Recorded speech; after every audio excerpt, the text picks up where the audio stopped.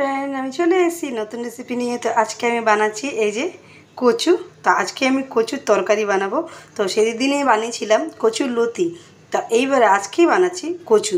তো আজকে কচুর তরকারিটা আমি কীরকম বানাই আপনাদেরকে দেখাচ্ছি। আপনারা দেখতে থাকুন, লাইক করবেন, সাবস্ক্রাইব করবেন। আর এইটা হচ্ছে, এটাকে ভালো করে কিন্তু ধুয়ে নিতে হবে, কিন্তু অনেকটা মাটি থাকে। এই যে দেখতে পাচ্ছেন সুন্দর করে ধোয়া হয়ে গেছে, মাটি নেই। তো এটাকে এবার সিদ্ধ করে নিই। তো চলুন আমরা বানানো আরম্ভ করি। তো ততক্ষণ সিদ্ধ হচ্ছে আমি নিয়ে চলে এসেছি কী কী লাগবে আপনাদেরকে দেখাচ্ছি। তো এই যে পেঁয়াজ নিয়ে নিয়েছি, আলু, টমেটো, কাঁচা লঙ্কা, আর মশলা কী কী লাগে আপনাদেরকে দেখাচ্ছি। তো এই যে মশলা, আদা রসুনের পেস্ট এই যে এখানে আছে, বেটে রেখেছি। এটা গুঁড়ো লঙ্কা, হলুদ, ধনে গুঁড়ো, জিরে গুঁড়ো, পাঁচফোড়ন আর নুন। তো এই হচ্ছে মশলা। তো আমি কীরকম বানাই আপনাদেরকে দেখাচ্ছি, আপনারা দেখতে থাকুন। তো এই যে কড়াটা বসিয়ে দিয়েছি। তো এর মধ্যে এবার তেল দেব।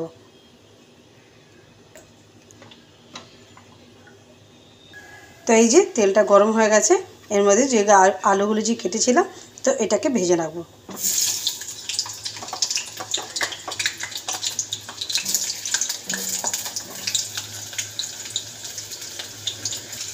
তো আলুগুলো একটু ভাজা ভাজা হোক।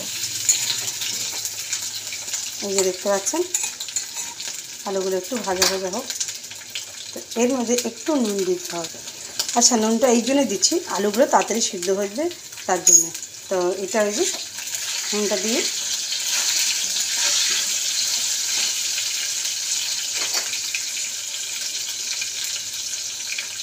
এই যে তার সাথে একটুখানি হলুদ দিয়ে দেবো, এই যে অল্প করে দেবো, এই যেমন আলুর কালারটা ভালো লাগে।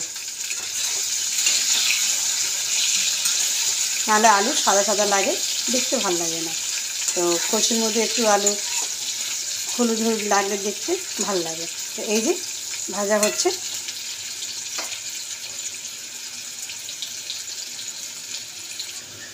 তো এই যে আলুগুলো ভাজা হয়ে গেছে, দেখতে পাচ্ছেন কালারটাও সুন্দর হয়ে এসছে আলুর। তো এটাকে নামিয়ে নেব এবার।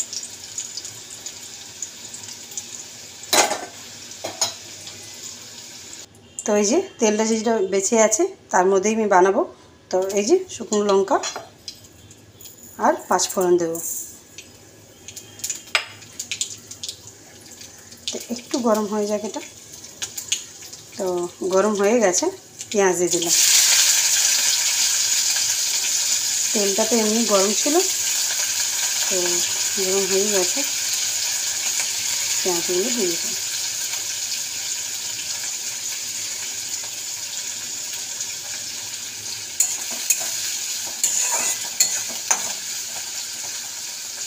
তো পেঁয়াজটা একটু ভাজা হোক।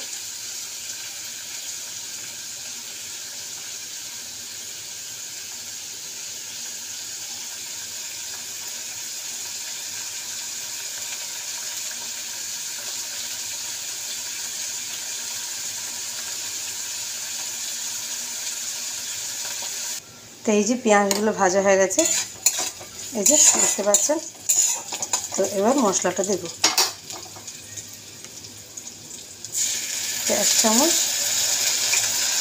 2 চামচের মতো মশলাটা দেব।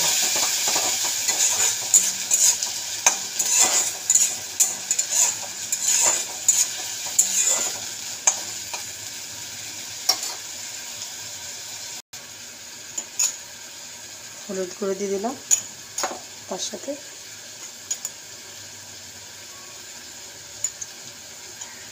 লঙ্কার গুঁড়ো 2 চামচের মতো, জিরে গুঁড়ো 1 চামচ, এই ধনে গুঁড়ো 1 চামচ। তো এটাকে এবার কষে নিই।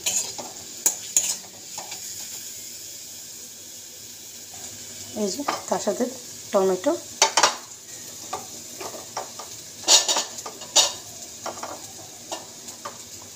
কাঁচা লঙ্কা দিয়ে দিলাম। তো এটাকে এবার একটু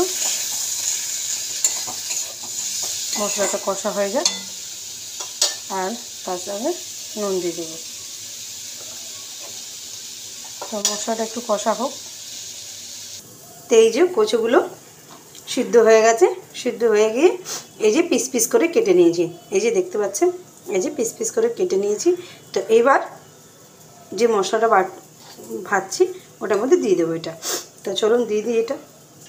তো এই যে মশলাগুলো গায়ে গায়ে লেগে গেছে আর কষাও হয়ে গেছে, দেখে দিচ্ছে, এই যে ছেড়ে দিচ্ছে। তো মশলাটা কষা হয়ে গেছে, তার মধ্যে এই কচুগুলো দিয়ে দেবো। তো একটু এটা কচুটা একটু লেগে যাক।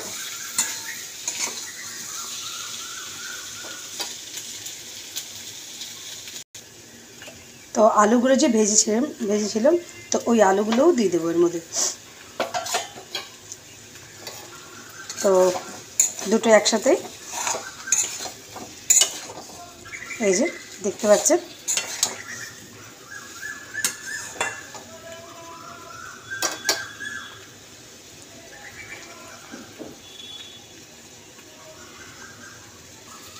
তো তার আগে একটু চিকেন মশলা দিয়ে দেবো।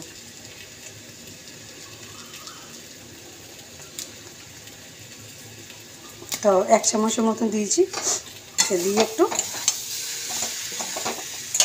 ভালো করে নাড়িয়ে দেবো। তো এই যে দেখতেই পাচ্ছেন।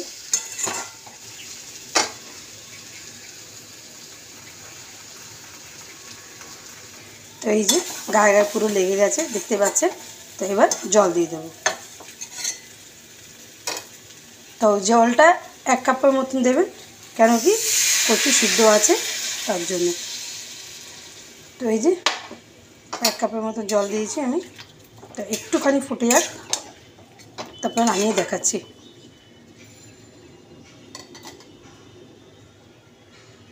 তো এই যে হয়ে গেছে আমার। তো আলুগুলোও দেখিনি, এই যে আলুগুলোও হয়ে গেছে। তো এবার নামিয়ে দিই, নামিয়ে আপনাদেরকে দেখাচ্ছি।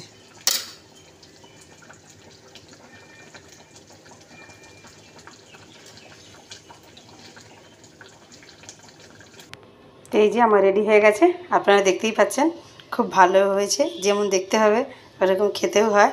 তো আপনারা একবার বাড়িতে ট্রাই করবেন, একবার দেখবেন বানিয়ে কি কচুর আলু এরকম, যেরকম আমি ঝোল করেছি, মাখা মাখা করেছি, তো ওরকম আপনারা বানাবেন, দেখবেন নিশ্চয়ই ভালো হবে। তো টাটা, বাই বাই।